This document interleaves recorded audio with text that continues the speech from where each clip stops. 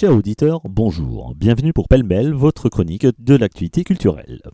Cette semaine dans Pêle-mêle, le retour gagnant de l'auteur malouin Hugo Buan avec son célèbre commissaire Warcan dans Turbulence sur Dinard chez Palémon Éditions. Après Dali en février dernier, Quentin Dupieux revient sur les écrans avec le deuxième acte et enfin l'inclassable Gérard Manset avec L'Aigle Bleu. Hugo Buan, auteur malouin, nous fait retrouver l'insolent mais irrésistible commissaire Warcan dans cette nouvelle enquête hilarante. Le commissaire Warcan de la police judiciaire de Rennes, qui une fois de plus a joué avec les nerfs de ses supérieurs, est nommé responsable de la police de l'air et des frontières de l'aéroport plus ou moins en service de Dinard-Pleurtuis. Abandonné à son sort par la hiérarchie, il va voir ses journées oisives se pimenter lorsqu'une joggeuse disparaît mystérieusement sur la voie verte de chemin de promenade passant à proximité. Turbulence sur Dinard, Hugo Buan chez Palémon Éditions.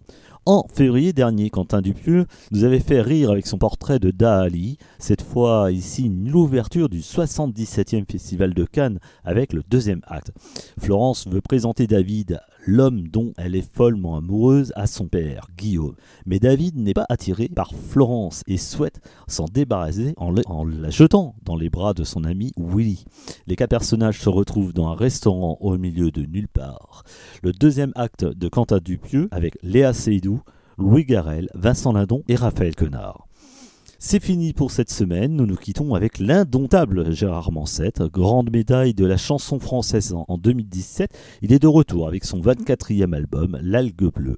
L'Algue Bleue, Gérard Manset, belle semaine à tous.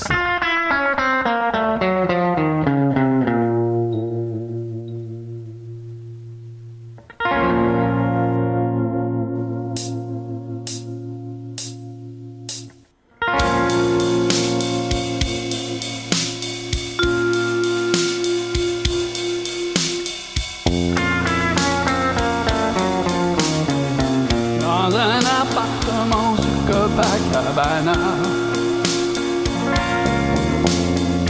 Andrea me disait qu'au-dessus de son lit, une algue que beaucoup appelaient l'algue bleue était dans un bocal en lapis lazuli. Il fallait s'endormir, ne pas fermer les yeux.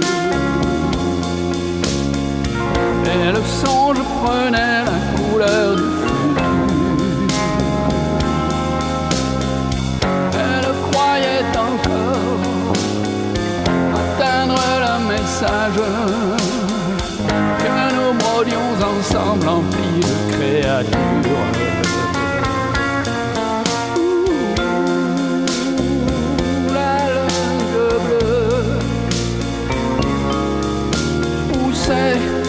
Dans le fond de ses yeux,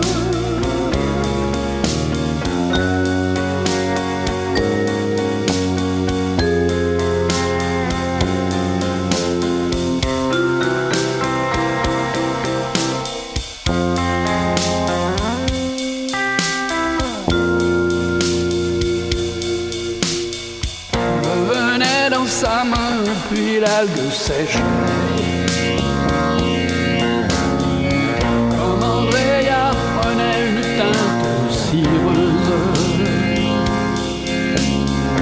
J'allais sur le rivage, tentais de la cacher, pour ôter de sa gorge l'algue miraculeuse.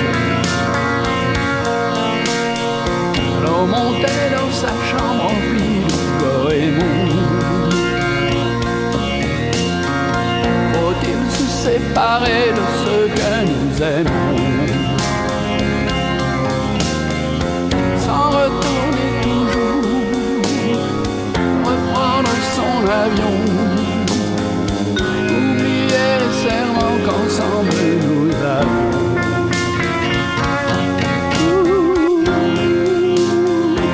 Un algue bleue dans le fond de ses yeux.